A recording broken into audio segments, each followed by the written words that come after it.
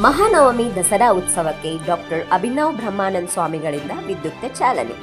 ರಾಯಬಾಗ್ ತಾಲೂಕಿನ ಕುಡಚಿ ಪಟ್ಟಣದಲ್ಲಿ 9 ದಿನಗಳ ಮಹಾನವಮಿ ದಸರಾ ಉತ್ಸವಕ್ಕೆ ಅದ್ದೂರಿ ಚಾಲನೆ.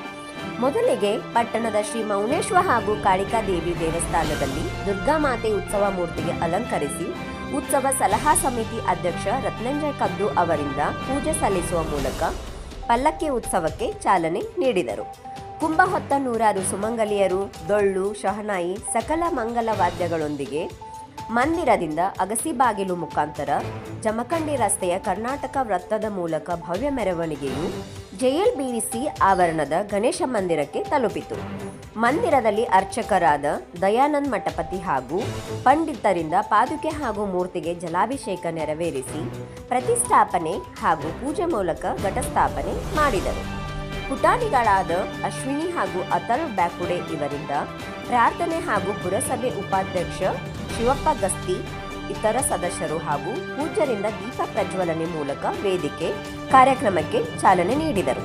ಡಾಕ್ಟರ್ ಅಭಿನವ್ ಬ್ರಹ್ಮಾನಂದ ಸ್ವಾಮೀಜಿ ಉದ್ಘಾಟನಾ ಪರ ಮಾತನಾಡಿ, ಭಾರತ ದೇಶವು ಹಬ್ಬಗಳ ದೇಶವಾಗಿದ್ದು ಪ್ರತಿ ತಿಂಗಳು ಒಂದೊಂದು ಹಬ್ಬಗಳನ್ನು ಒಂದೊಂದು ಅರ್ಥವನ್ನು ಹೊಂದಿದ್ದು ಆಚರಿಸುವ ಒಂದೊಂದು ಹಬ್ಬಗಳು ನಮ್ಮಲ್ಲಿ ಧಾರ್ಮಿಕ ಸಂಸ್ಕಾರ, ಧಾರ್ಮಿಕ ಆಚರಣೆ, ಧಾರ್ಮಿಕ ಪ್ರಜ್ಞೆ ತುಂಬುವಂತಾಗಿವೆ ಎಂದರು.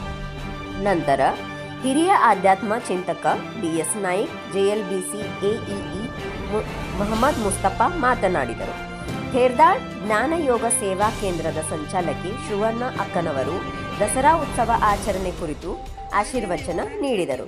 ಈ ಸಂದರ್ಭದಲ್ಲಿ ಹಿರಿಯರಾದ ರತ್ನಂಜಯ್ ಕದ್ದು, ಕಾರ್ಯಕಾರಿಣಿ ಸಮಿತಿ ಅಧ್ಯಕ್ಷ ಜಯಕುಮಾರ್ ಸನದಿ, ಪುರಸಭೆ ಸದಸ್ಯರಾದ ದತ್ತಾ ಸನ್ನಕ್ಕಿ, ಸಂಜು ಮನಗುತ್ತಿ, ಸಂಜು ರಡ್ರಟ್ಟಿ, ರಾಜು ನಿಡಗುಂದಿ, ಅಶೋಕ್ ತೊನ್ನೆ, ಗಣೇಶ ಉತ್ಸವ ಸಲಹಾ ಸಮಿತಿ ಅಧ್ಯಕ್ಷ ಸಿದ್ದಾನಿ ಸನ್ನಕ್ಕಿ, ಉಪಾಧ್ಯಕ್ಷ ಶ್ರೀಮಂತ್ ನಾಯಕ್, ಕಾರ್ಯಕಾರಿಣಿ ಸಮಿತಿ ಅಧ್ಯಕ್ಷ ಶೇಖರ್ ದಳವಾಯಿ, ಉಪಾಧ್ಯಕ್ಷ ಶೀತಲ್ ಲೋಹಾರ್ ಇತರರು ಉಪಸ್ಥಿತರಿದ್ದರು. ಕಾರ್ಯಕ್ರಮವನ್ನು ಬಿಎಚ್ ಹುಲ್ಲೆನ್ನವರ್ ಸ್ವಾಗತಿಸಿದರು. ಎಬಿ ಪಾಟೀಲ್ ನಿರೂಪಿಸಿದರು.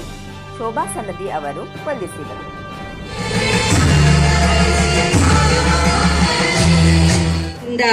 ಅಶಾಂತರಾಗಿ ನೆಮ್ಮದಿಯನ್ನ ಕೆಡಿಸಿಕೊಂಡು ಸಂಸಾರ ಭಾರ ಆಗಬಾರದು. ಇಂಥ ಒಂದು ಸಮಯದ ಅನುಗುಣ ಒಂದೊಂದು ಹಬ್ಬಗಳಿಂದ ಮತ್ತೆ ಹೊಸ ಉತ್ಸಾಹ, ಹುರುಪು, ಒಂದು ಶಕ್ತಿ, ಧೈರ್ಯ, ಈ ಒಂದು ಹೊಸತನ ತಂದುಕೊಂಡು ಸಂಸಾರವನ್ನ ಸರಾಗವಾಗಿ ಮಾಡ್ಕೊಂಡು ಹೋಗೋದಕ್ಕಾಗಿ ಹಬ್ಬಗಳನ್ನು ಮಾಡಿದ್ದಾರೆ. ಬರೋದಕ್ಕೂ ಒಂದು ಆಧ್ಯಾತ್ಮ ಹಬ್ಬಗಳು ಮನುಷ್ಯನಿಗೆ ಧಾರ್ಮಿಕ ಸಂಸ್ಕಾರವನ್ನ ಮತ್ತು ಧಾರ್ಮಿಕ ಆಚರಣೆಗಳನ್ನ ಮತ್ತು ಧಾರ್ಮಿಕ ಪ್ರಜ್ಞೆಗಳನ್ನ ನಮ್ಮ ಒಳಗೆ ತುಂಬುತ್ತಾ ಇದ್ದಾವೆ. ಪ್ರತಿಯೊಬ್ಬರೂ ಕೂಡ ಈ ನವರಾತ್ರಿ ಕಾರ್ಯಕ್ರಮ ಅಂದ ತಕ್ಷಣ ಜಗನ್ಮಾತೆಯನ್ನು ನಾವು ಆರಾಧನೆಯನ್ನ ಮಾಡುತ್ತೇವೆ. ಜಗನ್ಮಾತೆ ಅಂತಂದ್ರೆ ಸರ್ವ ದುಷ್ಟ ಗುಣಗಳನ್ನ ಸಂಹಾರ ಮಾಡಿ ಶಿಷ್ಟ ಗುಣಗಳನ್ನ ಸಂರಕ್ಷಣೆ